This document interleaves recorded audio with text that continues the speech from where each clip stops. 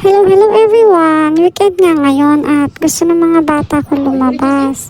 Nag-try kami ngayon itong laser gun, ewan ko anong tawag dyan. Tignan mo itong bunso ko, tuwang-tuwa dito. Halatang excited yung mga yan.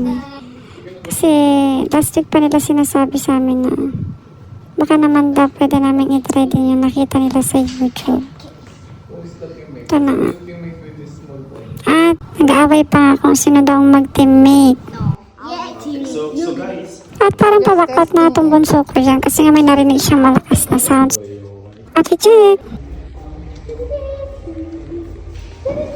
Nakakatuwa din naman palang ganitong laro. Pero alam niyo ba, pagkatapos namin dyan, as in sobrang pawis na pawis yung mga bata. Ako na hindi nagpapawis talaga.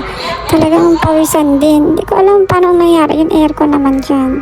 Basta nakakatuwa siya, nakaka-enjoy. Lalo pag mga kids ang mga kasama mo, talagang, alam mo yun, very competitive nila. Ay, hindi pala, pati adult din pala competitive.